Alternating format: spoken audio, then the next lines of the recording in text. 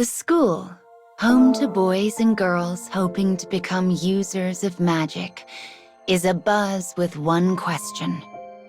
What tricks should they play on the town for the upcoming Halloween festival? The student who puts their education to good use and comes up with the most wonderful trick will be given a coveted title. The girl with wavy hair and her best friends, the boy with spiky hair and the bespectacled girl, are thrilled to show off their skills. The professor makes an announcement to the excited students. The souls of magic users who plot tricks attract demons. And demons will do anything to lead children astray. Once a child is captured, their whole being is sucked away down to the marrow of their bones. It is a pain so great, they regret even the gift of life. So if you ever find yourself suddenly faced with a miracle, do not engage. Do not let your curiosity get the better of you. But none of the students are listening. It is then that a boy, one particularly fond of tricks, yells out, "I will be the king of Halloween this year." A fervor sweeps the school, and the girl with wavy hair swears she will not lose.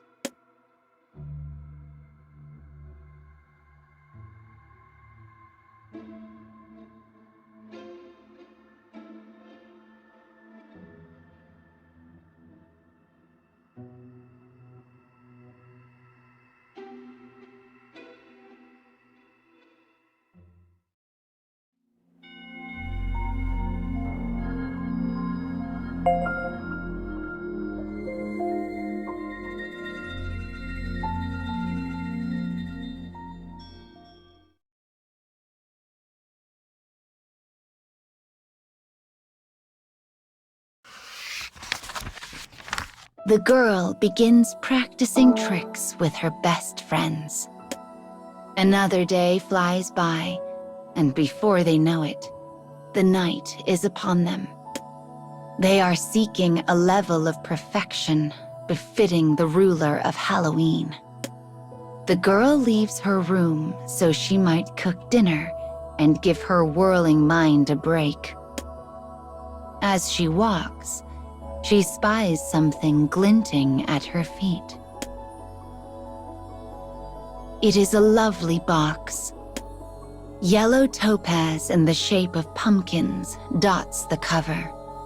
It emits a distorted, bewitching glint. Curious, she lifts the lid to find a small pumpkin pie sitting neatly inside. She then hears a whisper. "I will teach you all the magics under the sun.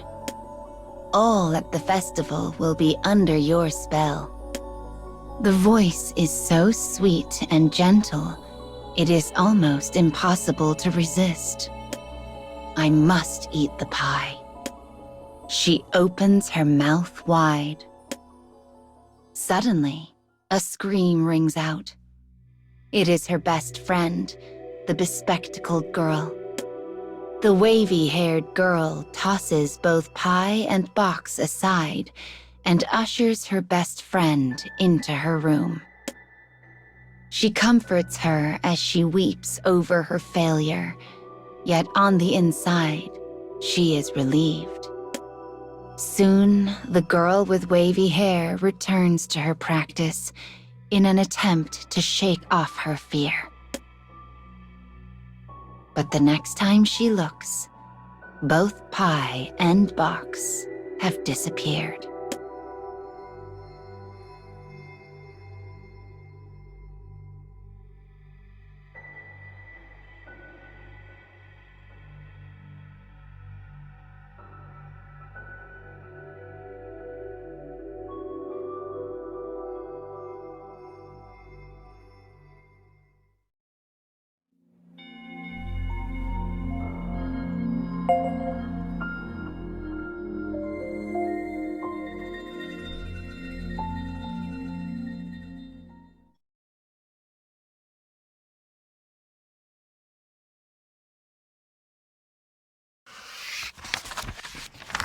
On the day of the festival, the girl and her friends continually shock the townsfolk.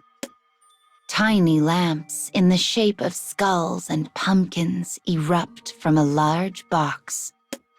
Bursts of sound and light explode from their staves. A moment later, they transform into various sweets and pastries that rain down upon the onlookers. Even if it is not enough to earn them the title, this is the spell the best friends created together, and it is their joy. Yet, for some reason, the box crosses the wavy-haired girl's mind, causing a chill to run down her spine. Alas, it had been an omen, for she turns to find the box resting on the ground.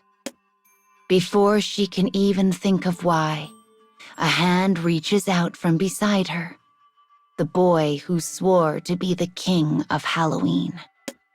Before she can draw a breath, he pops the pie in his mouth.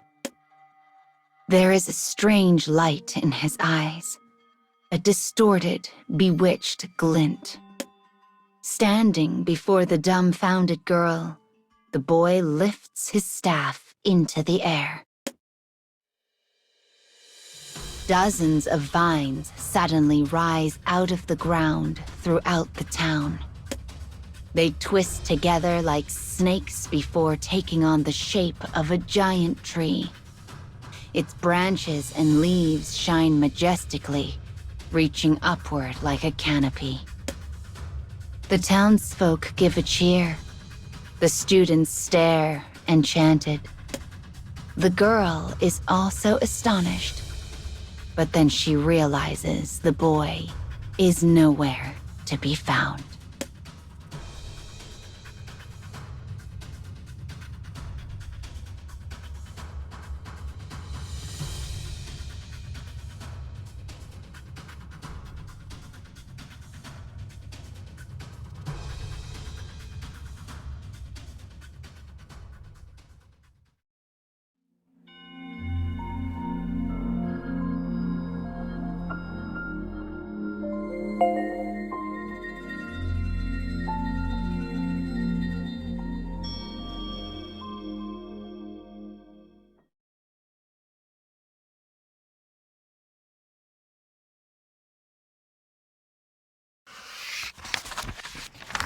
The girl runs then.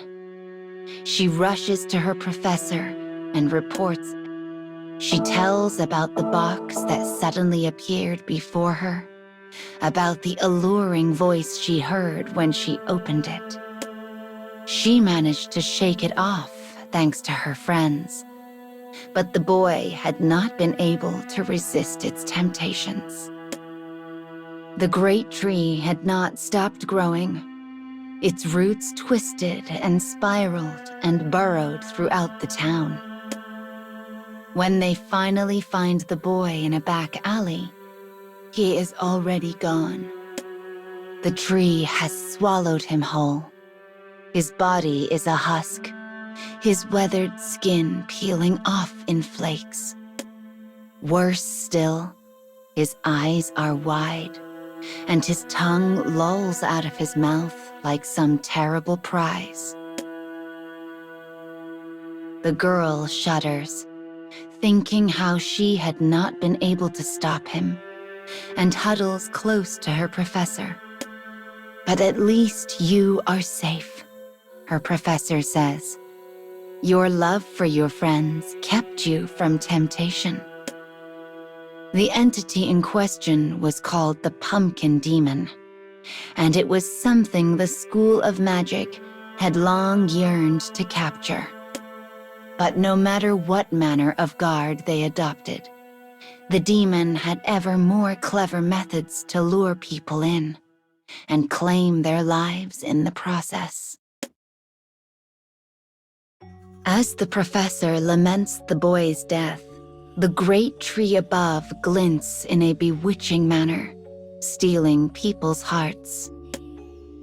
The girl squints under its light, but her heart has already sunk into darkness.